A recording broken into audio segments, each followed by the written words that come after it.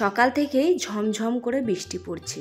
এই বৃষ্টি ভেজা দিনের সকাল থেকে আজকে আপনাদেরকে নমস্কার জানিয়ে আমি রিঙ্কু ব্লগটি শুরু করলাম। আশা করছি প্রতিদিনের মতো আজকের ব্লগটিও আপনাদের ভালো লাগবে। চলুন তাহলে সাথে থাকুন, পাশে থাকুন, ব্লগটি দেখতে থাকুন। আজকে হচ্ছে মঙ্গলবার আর এখন ঘড়িতে সময় হচ্ছে ঠিক 8টা। বাচ্চারা স্কুলে বেরিয়ে গেছে। সকালবেলা ঝমঝম করে বৃষ্টিটা নামলেও কিন্তু আধা ঘন্টা মতো বৃষ্টিটা কিন্তু হয়নি। তারই মধ্যে চারিদিকে এত জলে থই থই হয়ে গেছে, মনে হচ্ছে যেন বন্যা এসে গেছে। ওই জল থই থই পার হয়ে হাজবেন্ড যেয়ে মেয়েদেরকে স্কুলে দিয়ে আসলো। অবশ্য 6:30 থেকে 7টার মধ্যেই বৃষ্টিটা থেমে গেছিলো। তো ওদের স্কুল 7:30টায়। তো আজকে একটু দেরি হয়ে গেছিলো স্কুল যেতে, তবে যাই হোক স্কুলে চলে গেছে। তারপরে যথারীতি প্রতিদিনের মতো আমি আমার কাজে লেগেছি। সকালবেলা আজকে সবার প্রথমে বেডটাকে সাফ করে নিচ্ছি। অবশ্য এরই মধ্যে কিন্তু 1 কাপ করে চাটা খাওয়া হয়ে গেছে। তো যাই হোক আজকে বেড কভারটা চেঞ্জ করছি। অনেক দিন হয়ে গেল চেঞ্জ করা হয়নি, আর 4 দিন মতো তো আপনাদের সাথে ব্লগই শেয়ার করা হয়নি। তার কারণ শরীরটা এতটা খারাপ ছিল যে কি বলবো। আশা করছি যদি আপনারা বুঝতে পারেন, আমার গলার আওয়াজ শুনেও কিছুটা হলেও বুঝতে পারবেন। এখনও কিন্তু গলাটা ভাঙা ভাঙা, এত পরিমাণে কাশি হচ্ছিল এই কদিন। এখনও আছে, তবে আগের চেয়ে অনেকটা কম আর অনেকটা সুস্থ আছি। তাই ভাবলাম বেশ অনেক দিন হলো আপনাদের সাথে বকবক করা হয়নি, আজকে আবারও শুরু করা যাক ব্লগটা। বেডটাকে সুন্দর করে পরিপাটি করে গুছিয়ে নিলাম। গুছিয়ে নিয়ে আবারও চলে আসলাম সাইডে ড্রেসিং টেবিলটাকে একটুখানি পরিষ্কার করে দিতে। যেহেতু এখন বাইরে সেরকম ঝোড়ো হাওয়াটা দেয় না, তারপরেতে প্রায় দিনই বৃষ্টি হচ্ছে বলে মাটিগুলো ভেজা রয়েছে, সেই জন্য কিন্তু বাড়ির মধ্যে ডাস্টটা একটু কমই আছে। তবুই হালকা হাতে, যেহেতু 4 দিন ক্লিন করা হয়নি, সত্যি কথা বলতে শরীরটা খারাপ ছিল। বাড়িতে কাজকর্ম যে হয়নি সেটা বলবো না, মেয়ে আর হাজব্যান্ড মিলে কিন্তু অনেক কাজ করেছে, আমার সাথে দেখাশোনাও করেছে। আমি সত্যি অনেক ভাগ্যবান যে এমন একটা স্বামী পেয়েছি আর এমন 2টো মেয়ে পেয়েছি। ছোট মেয়েটা এখন অনেকটা ছোট, সেই কারণে একটু দুষ্টুমি করলেও ওর মধ্যেও কিন্তু মায়া ভাবটা অনেক বেশি, অনেকটা আমাকে বোঝে। তো যাই হোক মোটামুটি চারিদিকটা পরিষ্কার করে নিলাম। সাথে উইন্ডোটা একটু আদ্র বৃষ্টির ঝিটা পড়েছিল, যেহেতু কাঠের, সেই জন্য একটু পুছে নিলাম। তারপরে এই যে এখন দেখছেন এই শোকেস আলমারিটা, এইটা এখন এইখানে ঢোকানো হয়েছে, এই রুমের মধ্যেই রাখা হয়েছে। তার কারণ যেইখানে শোকেস আলমারিটা রাখা ছিল সেইখানেতে ফ্রিজটাকে নিয়ে এসে রাখা হয়েছে। তার কারণ ফ্রিজটা বাইরে থাকার কারণে না একটু অসুবিধা হচ্ছিল। তারপরে এখন মৌসুমটা চেঞ্জ হয়েছে, সেরকম আর গরম লাগছে না, তাই ভাবলাম ফ্রিজটাকে ভিতরেই রেখে দিই। তার কারণ বাইরে থাকার কারণে না একটু অযত্ন পাচ্ছিল, আর অযত্নতে দেখবেন জিনিস তাড়াতাড়ি খারাপ হয়ে যায়। সেই জন্য ভয়ে ঢুকিয়ে নিলাম বাবা, একটা জিনিস অনেক শখের আর অনেক কষ্টের, ওগুলোকে নষ্ট করা যাবে না। তো যাই হোক মোটামুটি একটুখানি শোকেস আলমারিটা অগোছালো ছিল, সেইটাকে সুন্দর করে গুছিয়ে নিলাম। নিয়ে একবারে ভালো করে এই যে শোকেস আলমারির মাথার ওপরে তেল কলিং এইগুলোকে না যখন ইউজ করা হয় ঝট করে মাথার ওপরে দিয়ে রাখা হয়ে যায়, তো সেইগুলোকে জায়গা মতো গুছিয়ে রাখলাম।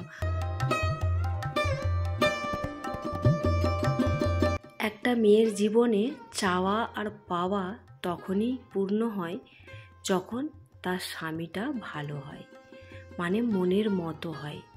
আর ভগবান আমাকে ঠিক সেটাই পাইয়ে দিয়েছে। অনেক সময় অনেকে বলে হয়তো পিছনের জন্মে কিছু ভালো কাজ করেছি, তাই হয়তো এমন ভালোটা হয়েছে। আমারও সেরকম সত্যি কথা বলতে মনে হয়, হয়তো পিছনের জন্মে কিছু পুণ্যের কাজ করেছিলাম, সেই জন্যই এই জীবনে এত ভালো একটা স্বামী আর এত ভালো একটা সংসার পেয়েছি। তার জন্য অনেক অনেক অনেক ধন্যবাদ জানালেও কিন্তু কম পড়বে আমার বাপি মাকে এবং আমার ভগবানকে। তো যাই হোক, আপনাদের সাথে অনেকটা বকবক করলাম, সাথে কিন্তু কাজগুলোও কমপ্লিট করে নিলাম। আর এখানে কিছু একটু দোকানদানি জিনিসপত্র এনেছিল, সেগুলোকে এখন একটু ঢেলে নিচ্ছি। আর মেয়েদেরকে সকালে তাড়াহুড়ো করে পাঠিয়ে দিয়েছিলাম স্কুলে, কিন্তু নাস্তা দেওয়া হয়নি, মানে লাঞ্চ দেওয়া হয়নি। সেই জন্য একটুখানি ম্যাকারনি নিয়ে এসেছিলো, তো ভাবলাম আজকে ম্যাকারনিটাই বানিয়ে দিই, বাচ্চাদের মন পছন্দ জিনিস।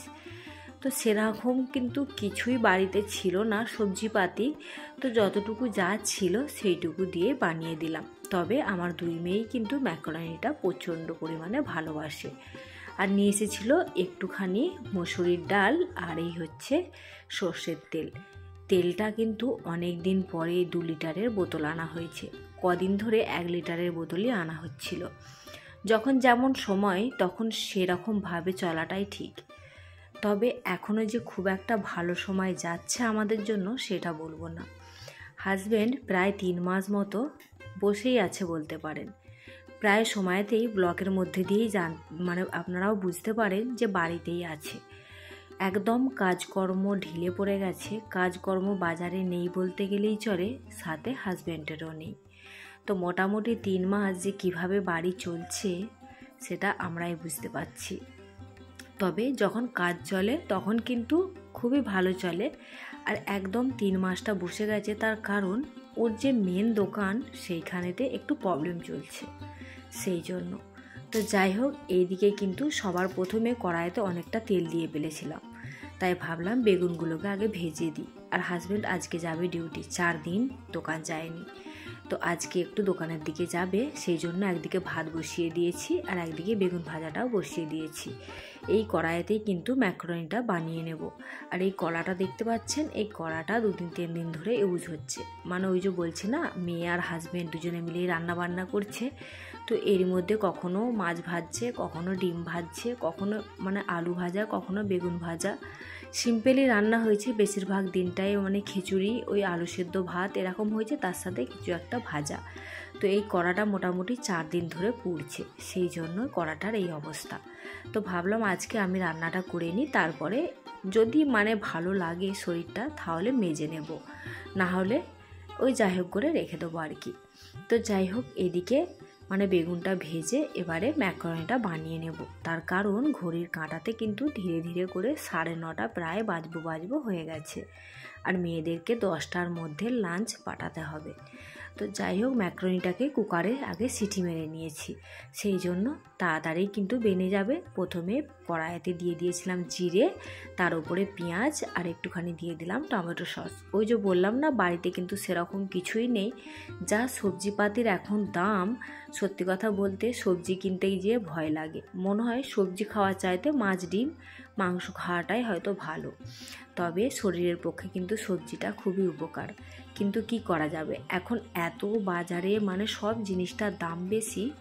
সত্যি কথা বলতে 60 টাকা কেজির নিচে কিছু নেই, তাই এখন একটু টেনে টেনে চলতে হবে। যেহেতু ওই যে বললাম হাজব্যান্ডের এখন কাজকর্ম সেরকম নেই। তো যাই হোক, আপনাদের সাথে কথা বলতে বলতে কিন্তু ম্যাকারনিটা বানানো হয়ে গেল। এবারে 2 মেয়েকে প্যাক করে দিয়ে দেব, আর হাজব্যান্ড যে দিয়ে আসবে ততক্ষণে আমি এদিকে রান্নাবান্নাটা কমপ্লিট করব।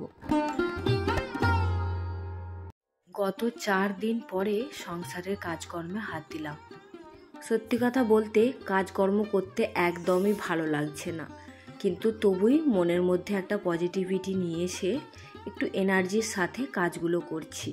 আর এই এনার্জি লেভেলটা আমার বাড়াচ্ছে কে জানেন? সত্যি কথা বললে হয়তো আপনারা হাসবেন। এই যে আমার হাতের মধ্যে নেল পেনটা দেখছেন, ওটাই হচ্ছে আমার মনটাকে একটু চেঞ্জ করার একটা রহস্য।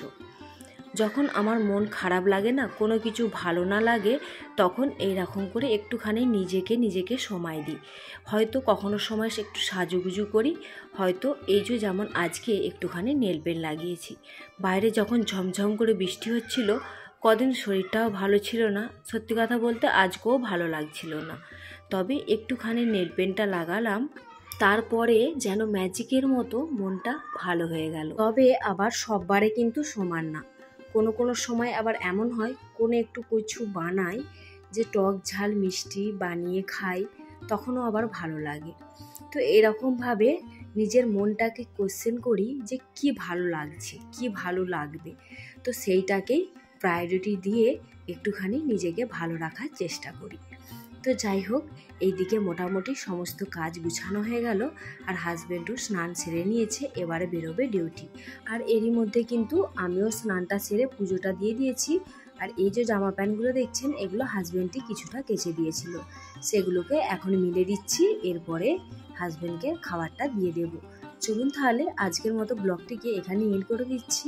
আবার দেখা হবে আপনাদের সাথে নেক্সট একটি ব্লগে। ততক্ষণের জন্য সবাই খুব ভালো থাকবেন, সুস্থ থাকবেন। চলুন তাহলে আজকের মতো এখানে টাটা।